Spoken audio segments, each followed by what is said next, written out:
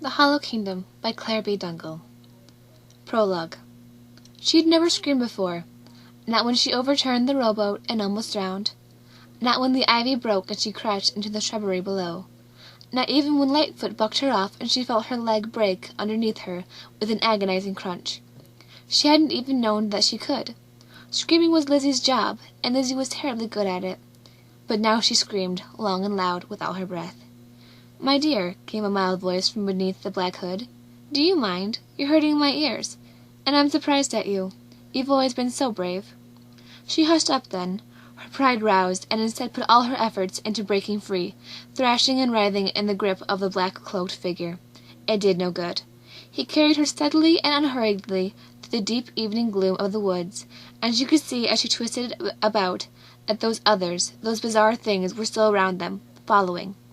The strange crowd broke from the forest and stopped a few feet from the steep bluffs of the hill. "This is what you've been looking for," remarked the hooded one. "Our front door. You wanted to walk right in, as I recall, and here's your chance." He set her on her feet, his arms still around her waist. She immediately tried to slide to the ground, her feet scrambling on the loose dirt. Doubled over, kicking and clawing, she felt him drag her forward. "There, you've walked in, more or less." She straightened up, to find herself in a broad, dimly lit corridor of polished black stone. "You're inside now. You don't see anywhere to run, do you?" She shook her head. "So you'll stop the scrambling around.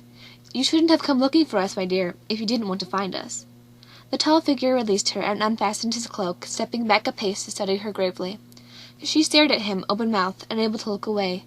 His eyes were beautiful, large and black, like the eyes of Christ on her father's Greek icon. His face was broad with high cheekbones, and his smooth skin shimmered in the lamplight with a strange silvery gray color. He had no hair on his head, no beard, not even eyebrows. His mouth was a little too wide, and his ears were long and narrow, and rose to sharp points. She was tall for a girl, but he was half a head taller than she, and his broad shoulders and thick arms explained how he was able to carry her away so effortlessly. He saw a very young woman of sturdy athletic build, her lean pretty face very pale, black hair straggling about it rather wildly. Her green eyes glared desperately at him, no tears on her cheek yet, but the trembling lower lip indicated that they weren't perhaps too far from falling. He gazed at her for a long moment, then gave her a smile. "See what a lucky girl you are," he said in a low voice. "I'm very handsome for a goblin. And you were going to catch a goblin, weren't you? With your bare hands." He reached out and laid one of her trembling hands on his muscular silvery gray forearm. "You've caught a goblin, my dear, all for your very own." The hand ended in what looked like well-kept dog claws, and she tried to pull away. He chuckled quietly, and she glanced up to discover that the teeth in the gray face were the color of dark, tarnished silver.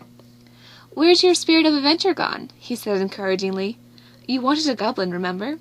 You wanted to walk right in here, too, didn't you? Is there anything else you'd like to do?" "I want to go home," she whispered. The first tear escaped. He watched it thoughtfully. She was doing pretty well, all things considered. "I'll take you home," he promised. "Come with me now." Comforted, she let him keep the hand he held and lead her down the polished corridor.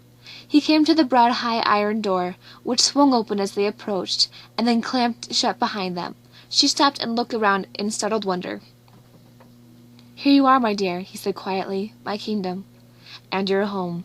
It's been a long wait, but it's over at last." "No!" she gasped, her eyes searching that inhuman face for some other meaning. The monster smiled at her warmly. "Indeed," he assured her. "You haven't seen me, but I've watched you since you were a baby. I watched over you, too. I tightened your teeth back up when you knocked them loose, tumbling out of the snow sled you tied up to the pony's tail.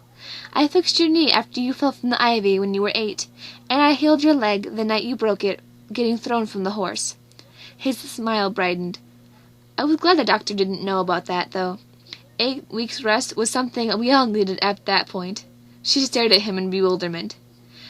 "It was good for you to grow up outside." His voice was kind. "You certainly enjoyed it. But you were always intended for here, and now you're finally old enough." "Barely, but old enough." He chuckled. "I'd have left you outside for another year or two, but you showed such a lively interest in us. You just couldn't wait to meet goblins. So you're home now. In all the years you live here, this door won't ever open again for you. You're underground with me until you die." "No!" she cried, jerking away from him and flinging herself at the door. "I want out! I want to go home!"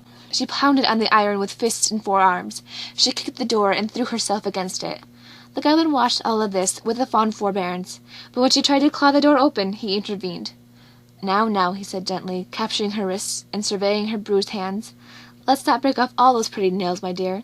We'll need at least 3 for the ceremony." An arm around her waist, he led the sobbing, stumbling girl away. 70 years passed over the land, and they passed underneath it, too. Anguish and grief faded to dull throb, and finally only the mysteries themselves remained, forgotten by all but a concerned few.